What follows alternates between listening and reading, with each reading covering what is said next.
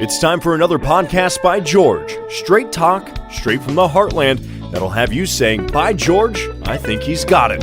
Now, here's George. Hello, hi, how are you? Welcome back in to another podcast by George. Well, we've had a lot of politics on, had a lot of coverage on the derecho storm here recently. I hope you've enjoyed that. That's a big thing here in the heartland, and I'm going to move away from those topics a little bit and circle back to one of these things that I've wanted to talk about for months and probably a little bit since I started the podcast. You know, the premise of this is I'm kind of an everyman. Where I'm at today is a lot different from where I was yesterday. I started out on a farm. I started out driving a truck, believe it or not. I've got a withdrawal card from the Teamsters Union. I mean, my dad was a trucking guy.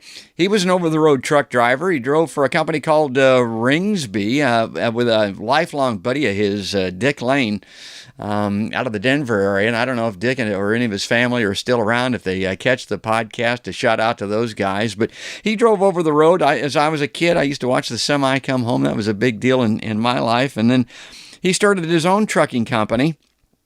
He started to run a string of trucks. I'm going to put up a photo here. This is one of my earliest photos, obviously. You can tell because that's my mom holding me in front of one of my dad's trucks when he was first starting out there. That's a dump truck. And I mean, that's circa 1955 or 1956. And so that was the beginning of it. I grew up there on the farm in the trucking company that my dad had. He started running dozers and excavating as well. And when I was of college age, my dad decided it was time for me to see the world from the inside of a truck. So I loaded up with a guy named Tom Tully in a Peterbilt cab over and ran West Coast.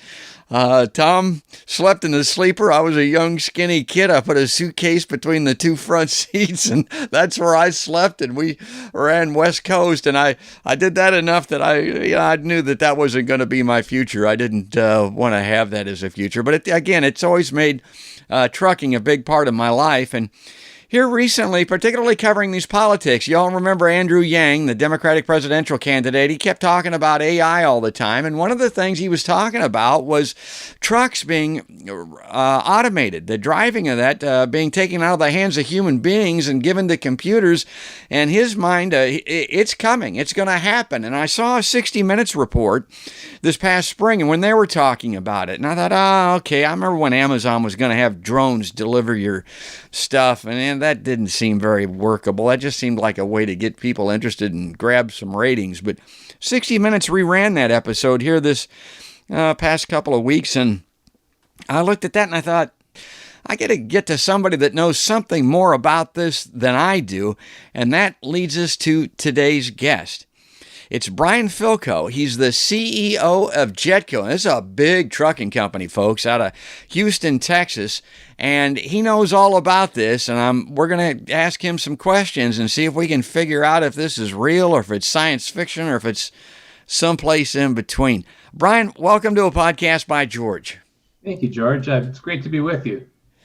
Well, thanks for coming on the show. And I don't know, where do you come down on this as far as how close to reality it is? I think on 60 Minutes, they were saying we were going to have this autonomous trucking by 2021. We're talking next year. Is it honest that soon? Let's rerun it in a year and see. No, yeah. It's not. It's fun to talk about, right? It's futuristic and all that. But in my mind, when we talk about autonomous trucks, let's separate two concepts, George. One is driver assist, technology that helps a human being drive the truck, crash avoidance, anti-rollover technology. The truck will do more of the driving generally.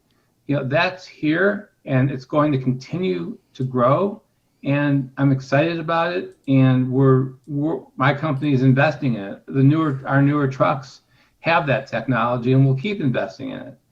But then let's flip it over to a truly driverless truck. So in other words, if you use the word autonomous, you could be talking about driver assist, which is not science fiction, and that's here now, and it's fantastic. On the other hand, truly driverless, no human being in the truck, no safety driver, nobody following the truck to make sure the truck doesn't do anything wrong.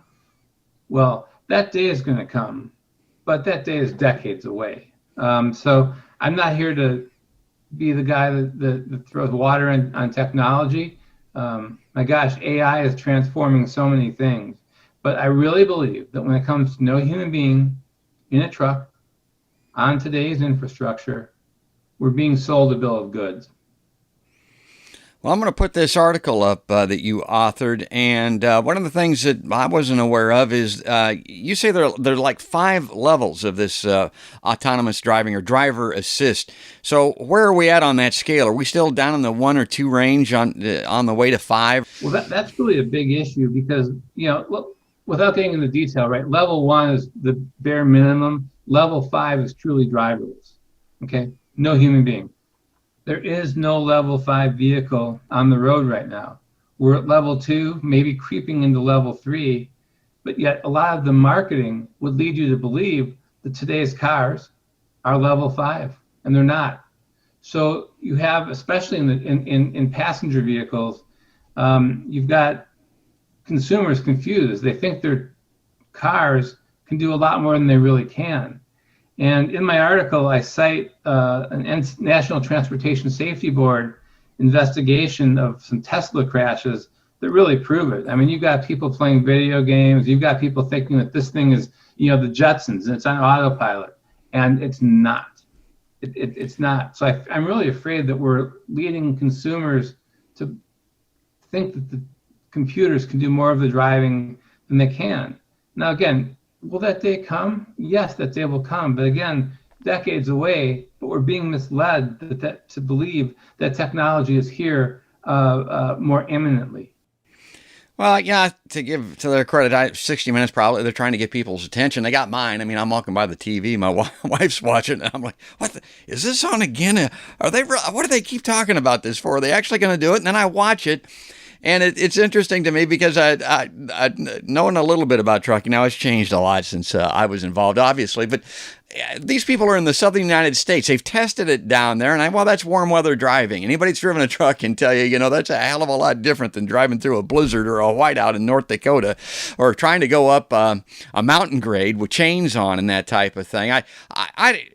Autonomous trucking, has it even been thought how it could work in snow and ice? Now, rain, yeah, I get that, but snow and ice, how's that ever going to replace a human driver's expertise? It's not. And I was shocked by that 60 Minutes story because normally I love 60 Minutes, but they did no investigation. I mean, it was basically what they did is they promoted that one side of the story, and they didn't tell the other story, which is that let me give you a great example, George. We know that airplanes do a lot of the flying themselves, okay? Yeah. But would you get on a plane with no pilot in the cockpit?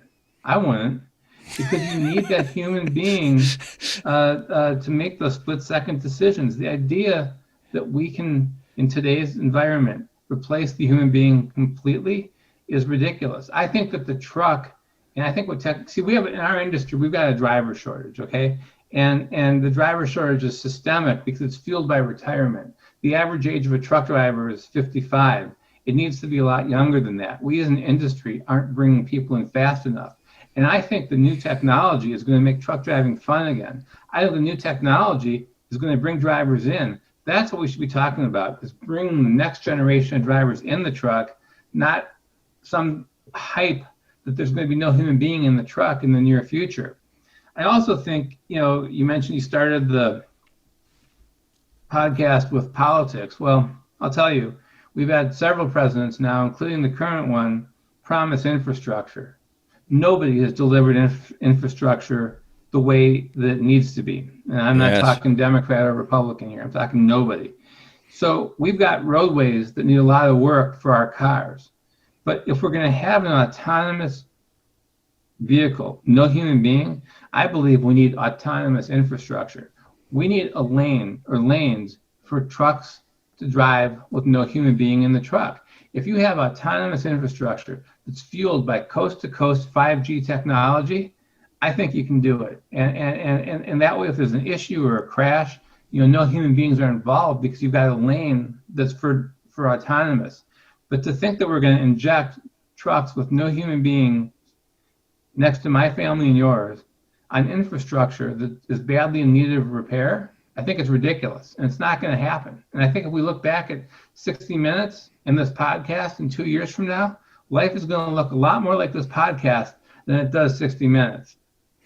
Well, that's an interesting point, and those infrastructure problems have a deterrent on drivers, too. I mean, you're talking about people wanting to get involved in this industry. If they don't have safe places to drive, if the roads are all screwed up constantly and the infrastructure is crumbling and falling apart, who wants to be involved in that? And that brings me to my next point. You mentioned that this technology, I look at it and say, oh my God, we've got this huge workforce. I mean, maybe one of the biggest, maybe the biggest, I don't know, in the United States, truck driving. If you go to automation, if these trucks are automated, it'll get rid of all the truck drivers. Your point is it actually could be good for truck drivers and raise the base number of truck drivers in the country. Oh, I think it will. I mean, I think that it will draw people into the trucks because the way that people have driven a truck for the past generations is not going to be how the next generation drives the truck. And that's where the AI and the autonomy, and if you look at what the main manufacturers are doing, I'm talking about Freightliner, Kenworth, International, Peterbilt, the household truck names, they're focusing on driver comfort. They're focusing on the sleeper berth. They're focusing on ergonomics, right? They're focusing on driver assist technology. Now they're all out there saying, yes, we've got our autonomous division, and we're working on autonomous trucks, and I believe they are, but I don't believe that it's that imminent. I believe that the trucks will get more and more sophisticated in how they help the drivers drive. And one little secret too, I think, is that without a driver in the truck, if there's a crash, guess who's in the middle of the lawsuit? The manufacturer. Do you think for a minute they want that? Do you think they really want to take on product liability here? I think it's crazy. The other thing I think is crazy is the idea that, this works on highways, but not cities. Have you been driving on America's highways, right? I know that your listeners all have. I know you and I have. Highways are as variable as urban. Maybe it's not as congested, but weather conditions, as you pointed out, drivers, so many people are on their cell phones, and so there's a lot of distractions, a lot of last minute, split second judgments that a computer is just not going to make. It can help the human driver make it. Again, I go back to my cockpit analogy because I think that's the right analogy, and I think that's where this is going to land. I think there's some real parallels there, and one of them is the pilots need to stay involved. They need to stay trained. They need to stay active. You can't just fly on autopilot all the time because if and when you're needed, you have to be ready and experienced and knowledgeable enough to jump in there. So that kind of takes that part out of the equation. And I'm reminded of my youth. Again, you're talking about the difference between in town and out on the interstate driving. When I was rolling West Coast out there with Tom Tully, he had no problem with me taking the semi down the interstate, just point it west and wake me up when we get to so-and-so. I mean, he was all right with that.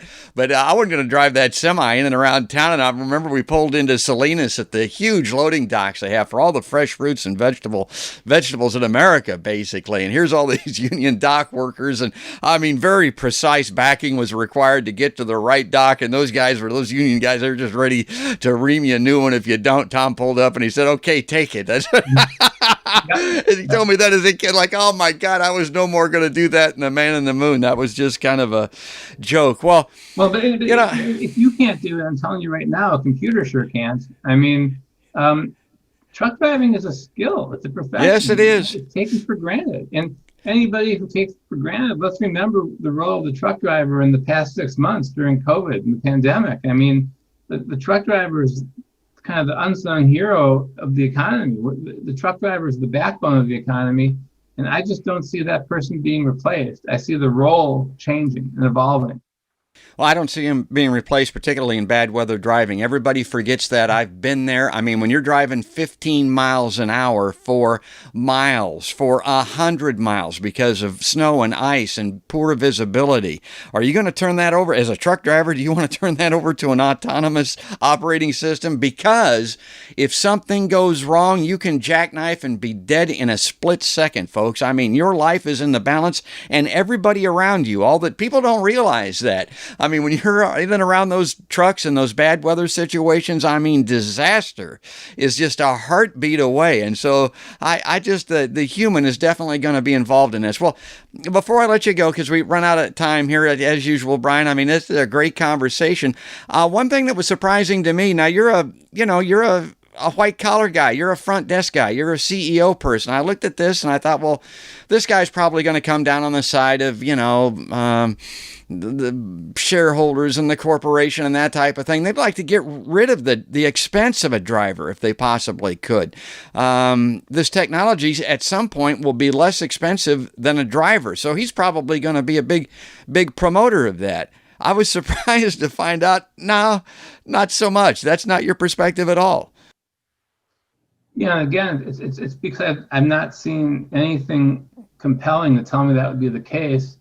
And even though, look, I mean, I don't have a CDL. I've never driven a truck, and the whole country should be glad for that. But I spend a lot of time with my drivers. I understand what they do. My job, I work for them. They don't work for me. So my job is to support them. I know the difficult decisions they've got to make. I know what they face in traffic. I know how they're managing, like I said, other distracted drivers. So I just don't see where it's going to be replaced without autonomous infrastructure, and we're far, far away from that. So if I was talking to somebody that was, looking at parallel career options, and they were considering truck driving, and they were saying, well, I don't really want to drive a truck, even though it's interesting, because I'm afraid it's going to be obsolete, I would tell them not to worry about that. I don't see it being obsolete. I see it becoming more fun and the role changing over time. But no, I've been around this business too long to realize it's a people business, and to realize that we're really being sold a bunch of hype to think that we're going to have truly driverless trucks in the next 3 years, 5 years, 10 years. It's just not happening. And what this whole experience is going to ultimately do is renew our respect for the role of the professional truck driver, and then merge that with cutting edge technology. That's well said. And again, from my own personal experience, so if you come to the foot of the Rocky Mountains on a sunny day and you're getting ready to go to the grade, and state trooper pulls up and tells you to put on chains, what for? It's sunny. It's a nice day. Well, there's snow up there. There's ice up there. You got to put them on. You got to put them on now, or you ain't going. Yeah. I mean, that's what happens. Well, I don't see a robot jumping out of the cab and putting on chains. I just don't see that happening, folks. Look, load shifts, checking securement. Yeah. Helping a stranded driver, helping an abandoned motorist. I mean, I can list all the things that a computer is just not going to do in the real world. Fire. I mean, every one of those cabs has a fire extinguisher in it, and not just for the cab, or not for the truck, but for car accidents and people around them. A lot of truckers have saved a lot of lives with those onboard fire extinguishers. They absolutely have. And truck fires are a real risk. I've seen them and I've had them, and so sure. I mean, you need to be able to move real fast when that happens. Well, we're going to move along here. Again, I appreciate you coming on, but I always like to give my guests the last word, Brian, because you deserve it and you were good enough to come on the PBG. What would you like to say in closing? Well, just first of all, thank you for your time, George. And, again, the whole topic of autonomous trucks should be discussed. And again, the more that we can bring the next generation of drivers in to trucks, the better it is for all of us. And that's where technology is going to take us. Not going to boot the driver out. And again, let's just remember that the truck driver really is the unsung hero, and they're the ones that brought us our toilet paper and our supplies when everything was closed during COVID, and they were working when most people were kind of sheltered in their homes. So again, we should be talking about the appreciation for the driver, and encouraging the next generation to take up what is a very noble profession. That's great. I couldn't say it better myself. Everybody either knows somebody that's driven a truck or they've driven a truck themselves, so that's perfectly well stated. Truck driving is a lonely profession at times. It's a dangerous profession at times, and those folks deserve all of the accolades we can give them. Folks, that's Brian Filko. He's the CEO of Jetco. You'll see those trucks out on the road. Next time you do, maybe you'll think of the podcast and think of Brian. I hope you enjoyed this. And like I always say, if you do, please, like us on Facebook and follow us on Twitter. Subscribe on YouTube and check us out on iTunes. All those places where podcasts are seen or heard. That's going to wrap it up for today, though. That's all there is. There ain't no more. That's another podcast by George.